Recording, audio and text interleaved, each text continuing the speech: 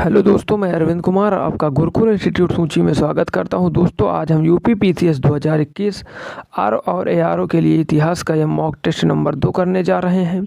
इससे पहले ऑलरेडी एक टेस्ट हो चुका है, जिसे आप प्लेलिस्ट में जाकर देख सकते हैं, और हम इस वीडियो के नीचे डिस्क्रिप्शन बॉक्स में भी प्लेलिस्ट का लिंक दे देंगे, जहाँ से आप लोग जाकर देख सकते हैं।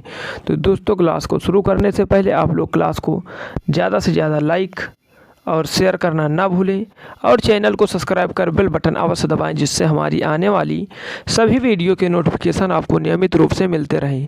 और जी हाँ दोस्तों, अगर आपको इस क्लास का पीडीएफ चाहिए तो आपको गुरुकुल इंस्टीट्यूट सूची टेलीग्राम चैनल ज्वाइन करना होगा, जहाँ पर हम डेली बेसिस पे क्लासों की पीडीएफ प्रोवाइड कराते हैं। तो धन्यवाद। चलते हैं आज के टेस्ट को स्टार्ट करते हैं, लेकिन आपको प्रत्येक क्वेश्चन का आंसर कमेंट बॉक्स में अवश्य से अवश्य देना है, और अंत में ये भी बताना है कि आज आपके कुल क्वेश्चनों में से कितने क्वेश्चन सही हुए। तो चलते हैं, क्लास को स्टार्ट करते हैं। पहला क्वेश्चन, जब पूरा विश्व सो रहा होगा तब भारत में नए जीवन डैश, यह वक्तव्य किसका है? आपसे पूछा जा रहा है कि जब पूरा विश्व सो रहा होगा तब भारत में नए जीवन डैश, यह वक्तव्य किसका है? आप लोग आंसर बताइए कमेंट बॉक्स में।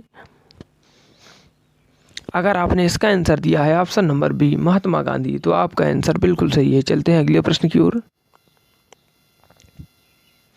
किसने भारत में प्रथम अंग्रेजी समाचार पत्र का संपादन प्रारंभ किया? आपसे पूछा जा रहा है कि भारत में प्रथम अंग्रेजी समाचार पत्र का संपादन किसने किया? आप लोग आंसर बताइए। अगर आप इसका आंसर दे रहे हैं ऑप्शन नंबर सी जे.ए. हिक्की, तो आपका आंसर बिल्कुल सही है। चलते हैं अगले प्रश्न की ओर। अहमदाबाद सत्याग्रह किसके विरोध में चलाया गया था? आपसे पूछा जा रहा है कि जो अहमदाबाद सत्याग्रह है 1918 में किसके विरोध में चलाया गया था? तो आप लोग आंसर बताइए। अगर आप इसका आंसर दे रहे हैं ऑप्शन नंबर बी भारतीय मिल मालिक और गैर सरकारी कर्मचारी, तो आपका आंसर बिल्कुल सही है। चलते हैं अगले प्रश्न की ओर। निम्न में से किस शहर में मोहम्मद अली जिन्ना के नाम का टावर है? आपसे पूछा जा रहा है कि किस शहर में मोहम्मद अली जिन्ना के नाम का टावर है? आप लोग बताइए आंसर। अगर आप इसका आंसर दे रहे हैं ऑप्शन नंबर डी गुंटूर, तो आपका आंसर बिल्कुल सही है। चलते हैं अगले प्रश्न की ओर। सरफरोशी की तमन्ना अब हमारे दिल में है, किसके द्वारा लिखा गया? आपसे पूछा जा रहा है कि जो सरफरोशी की तमन्ना अब हमारे दिल में है किसके द्वारा लिखा गया है? तो आप लोग आंसर बताइए कि किसके द्वारा लिखा गया। अगर आप इसका आंसर दे रहे हैं option number B Ram Prasad Bismil, तो आपका आंसर बिल्कुल सही है। चलते हैं अगले प्रश्न की ओर। किस अधिनियम के माध्यम से भारतीयों को विधायिका में और अधिक प्रतिनिधित्व दिया गया? आपसे पूछा जा रहा है कि किस अधिनियम के माध्यम से भारतीयों को विधायिका में और अधिक प्रतिनिधित्व दिया गया? तो आप लोग आंसर बताइए। अगर आप इसका आंसर दे रहे हैं ऑप्शन नंबर डी भारत सरकार अधिनियम 1935, तो आपका आंसर बिल्कुल सही है। चलते हैं अगले प्रश्न की ओर। किस गवर्नर जनरल के काल में पंजाब को ब्रिटिश साम्राज्य में मिलाया गया? आपसे पूछा जा रहा है कि किस गवर्नर जनरल के काल में पंजाब को ब्रिटिश साम्राज्य में मिलाया गया? आप लोग आंसर बताइए। अगर आप इसका आंसर दे रहे हैं option number D Lord Canning, तो आपका आंसर बिल्कुल सही है। चलते हैं अगले प्रश्न की ओर। निम्न में से किस नेता की हत्या नहीं की गई थी? आपसे पूछा जा रहा है कि आपको जो ऑप्शन में 4 नेता दिए गए हैं, इनमें से किसकी हत्या नहीं की गई थी?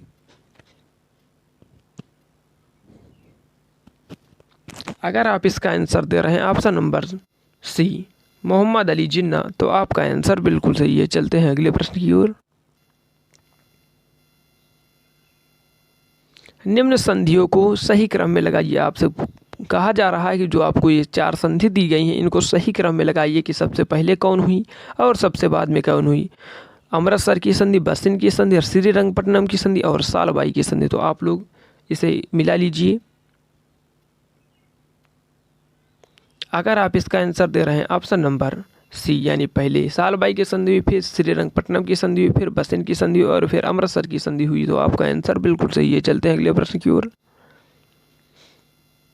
भारत सरकार अधिनियम 1919 जाना जाता है। आपसे पूछा जा रहा है कि जो भारत सरकार अधिनियम 1919 है वो किस नाम से जाना जाता है? आप लोग आंसर बताइए। अगर आप इसका आंसर दे रहे हैं option number A Montagu Chelmsford सुधार, तो आपका आंसर बिल्कुल सही है। चलते हैं अगले प्रश्न की ओर। किसे भारतीय राष्ट्रीय कांग्रेस का पिता कहा जाता है? आपसे पूछा जा रहा है कि किसे भारतीय राष्ट्रीय कांग्रेस का पिता कहा जाता है। आप लोग आंसर बताएं। अगर आप इसका आंसर दे रहे हैं option number B A O. Hume, तो आपका आंसर बिल्कुल सही है। चलते हैं अगले प्रश्न की ओर।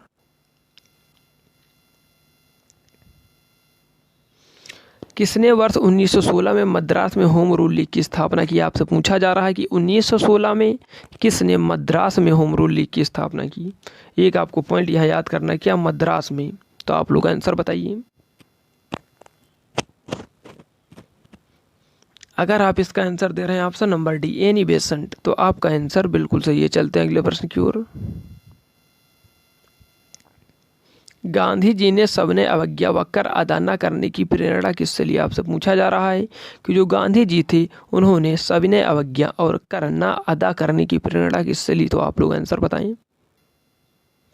अगर आप इसका आंसर कमेंट बॉक्स में दे रहे हैं ऑप्शन नंबर ए थोरो, तो आपका आंसर बिल्कुल सही है। चलते हैं अगले प्रश्न की ओर।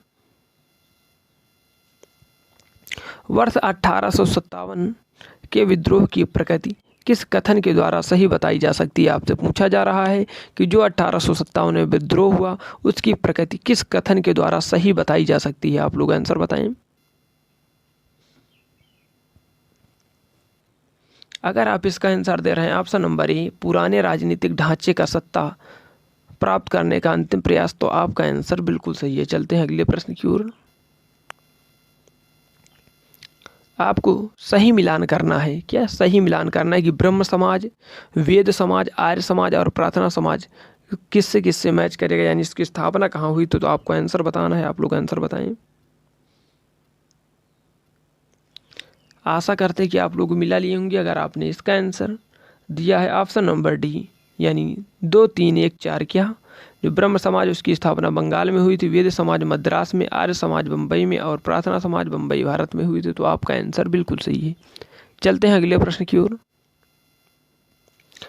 टीपू के काल में राजस्व व्यवस्था कैसी थी? आपसे पूछा जा रहा है कि जो टीपू सुल्तान का काल था उसमें राजस्व व्यवस्था कैसी थी? आप लोग आंसर बताइए कमेंट बॉक्स में।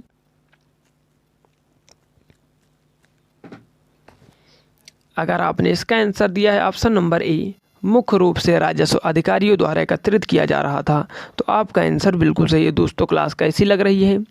क्लास जैसी भी लगी आप लोग कमेंट बॉक्स में अवश्य बताना और क्लास को ज़्यादा से ज़्यादा लाइक और शेयर करना ना भूलें और चैनल को अधिक से अधिक सब्सक्राइब करें। आप आशा करते हैं कि आप लोग चैनल को सब्सक्राइब कर लिए होंगे। अगर आपने नहीं किया तो जल्द ही चैनल को सब्सक्राइब करें और अपने सगे संबंधी और घर वालों से भी चैनल को सब्सक्राइब करने के लिए कहें। तो धन्यवाद। चलते हैं अगले क्वेश्चन की ओर। आज़ाद हिंद फौज मुकदमे से निम्न में से कौन संबंधित था? आपसे पूछा जा रहा है कि जो आज़ाद हिंद फौज मुकदमा चला था उससे कौन संबंधित है? तो आप लोग आंसर बताइए। अगर आपने इसका आंसर दिया है ऑप्शन नंबर ए भूला भाई देसाई, तो आपका आंसर बिल्कुल सही है। चलते हैं अगले प्रश्न की ओर। किस वर्ष बंकिम चंद्र चट्टोपाध्याय ने आनंद मठ लिखा? आपसे पूछा जा रहा है कि आनंद मठ किस वर्ष में लिखा गया? तो आप लोग आंसर बताएं कि आनंद मठ किस वर्ष में लिखा गया। अगर आप इसका आंसर दे रहे हैं ऑप्शन नंबर सी 1882, तो आपका आंसर बिल्कुल सही है। जो आनंद मठ है इसमें सन्यासी विद्रोह के बारे में भी जानकारी मिलती। क्या आनंद मठ से सन्यासी विद्रोह के बारे में भी जानकारी मिलती है? चलते हैं अगले प्रश्न की ओर। निम्न में से किसको भारत में अंग्रेजी शिक्षा को प्रारंभ करने का श्रेय जाता है? आपसे पूछा जा रहा है कि भारत में अंग्रेजी शिक्षा प्रारंभ करने का श्रेय किसे जाता है? तो आप लोग आंसर बताएं। अगर आपने इसका आंसर दिया है option number B Lord Macaulay, तो आपका आंसर बिल्कुल सही है। चलते हैं अगले प्रश्न की ओर। निम्न में से कौन गांधी जी से मिलने अफ्रीका गया? आपसे पूछा जा रहा है कि जब गांधी जी अफ्रीका में थे तो उनसे कौन मिलने गया था?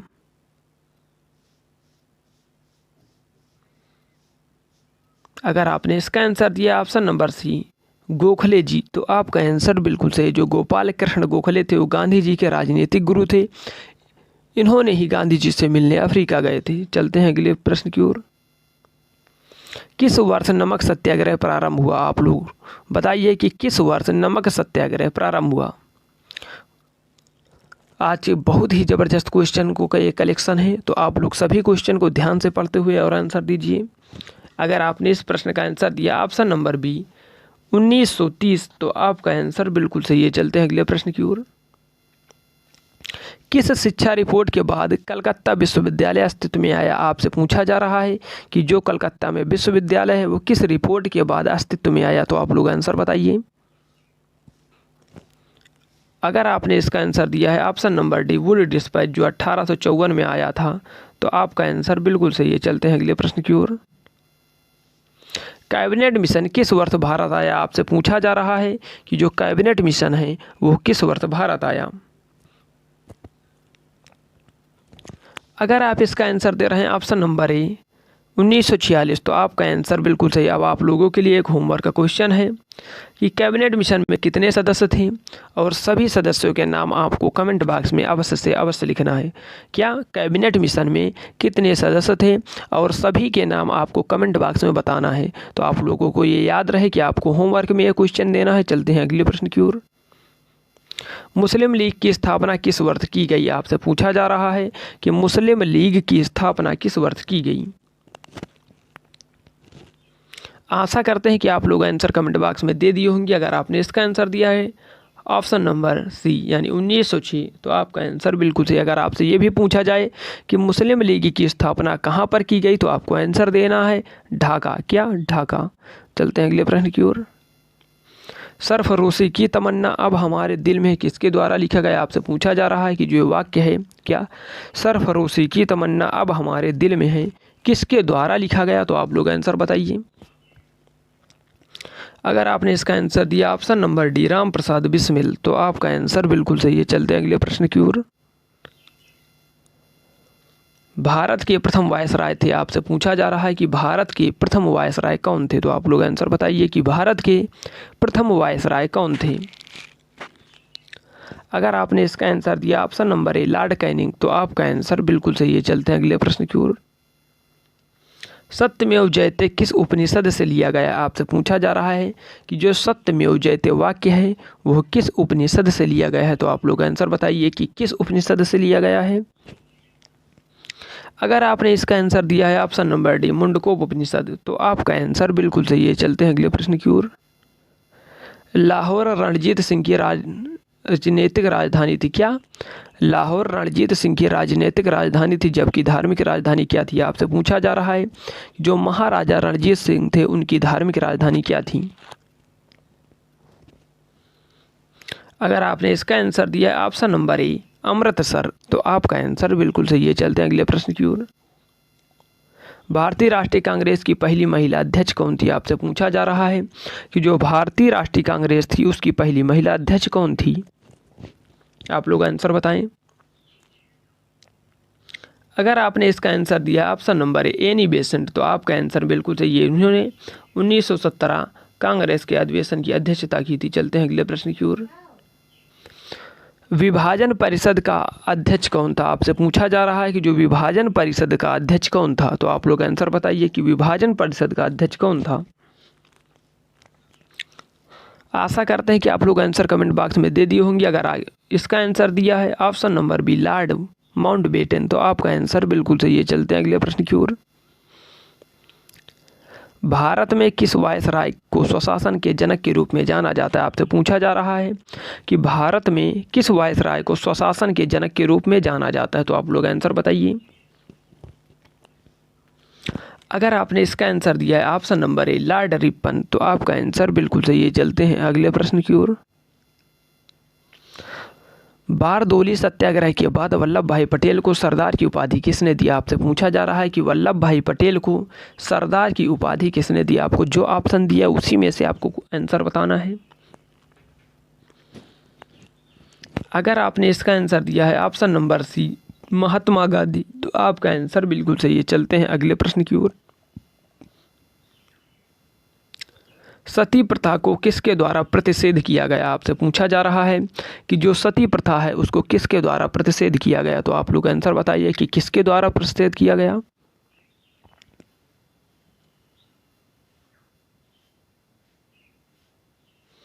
अगर आपने इसका आंसर दिया है option number D William Bentinck, तो आपका आंसर बिल्कुल सही। चलते हैं अगले प्रश्न की ओर। किसने गांधी को महात्मा कहा? आपसे पूछा जा रहा है कि किसने गांधी को महात्मा कहा? आप लोग बताइए कि किसने गांधी को महात्मा कहा। अगर आपने इसका आंसर दिया है option number D Rabindranath Tagore, तो आपका आंसर बिल्कुल सही है। जब चंपारण सत्याग्रह चल रहा था 1917 में, तो उसी समय रविंद्रनाथ टैगोर ने महात्मा गांधी को महात्मा कहा। चलते हैं अगले प्रश्न की ओर।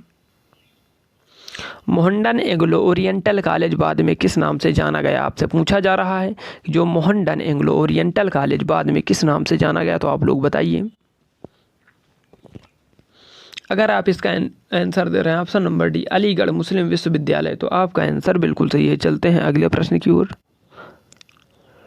कांग्रेस के किस अधिवेशन में पूर्ण स्वराज को कांग्रेस का नया लक्ष्य घोषित किया गया? आपसे पूछा जा रहा है कि कांग्रेस के किस अधिवेशन में पूर्ण स्वराज को कांग्रेस का नया लक्ष्य घोषित किया गया। बहुत ही महत्वपूर्ण क्वेश्चन है और बहुत बार रिपीटेड क्वेश्चन है, तो आप लोग इसे ध्यान से पढ़िए, गलत आंसर मत दीजिए। अगर आपने इसका आंसर दिया है ऑप्शन नंबर डी लाहौर 1940, तो आपका आंसर बिल्कुल सही है। चलते हैं अगले प्रश्न की ओर। सत्य के साथ मेरे प्रयोग के लेखक हैं। आपसे पूछा जा रहा है कि जो सत्य के साथ मेरे प्रयोग है, इसके लेखक कौन है, तो आप लोग आंसर बताइए। आशा करते हैं कि आप लोग आंसर कमेंट बॉक्स में दे चुके होंगे। अगर आपने इसका आंसर दिया है ऑप्शन नंबर सी महात्मा गांधी, तो आपका आंसर बिल्कुल सही है। चलते हैं अगले प्रश्न की ओर, और आज का ये अंतिम प्रश्न है। मोतीलाल नेहरू व चित्तरंजन दास किसके संस्थापक थे? आपसे पूछा जा रहा है कि मोतीलाल नेहरू व चित्तरंजन दास किसके संस्थापक सदस्य थे, तो आप लोग बताइए। आशा करते हैं कि आप लोग आंसर कमेंट बॉक्स में दे चुके होंगे। अगर आपने इसका आंसर दिया option number D Swaraj party, जिसके गठन 1923 में हुई थी। कब? 1923 में, तो आपका आंसर बिल्कुल सही है। तो दोस्तों, क्लास कैसी लगी कमेंट बॉक्स में लिखकर बताना ना भूलें, और क्लास को ज़्यादा से ज़्यादा लाइक एंड शेयर करें, और चैनल को सब्सक्राइब कर बेल बटन अवश्य दबाएं, जिससे हमारी आने वाली सभी वीडियो की नोटिफिकेशन आपको नियमित रूप से मिलते रहें। तो जी हाँ दोस्तों, अगर आपको इस क्लास का PDF चाहिए, तो आपको गुरुकुल इंस्टीट्यूट सूंची टेलीग्राम चैनल ज्वाइन करना होगा, जहां पर हम डेली बेसिस पर सभी क्लासों की PDF प्रोवाइड कराते हैं। तो क्लास देखने के लिए धन्यवाद। मिलते हैं नेक्स्ट क्लास में।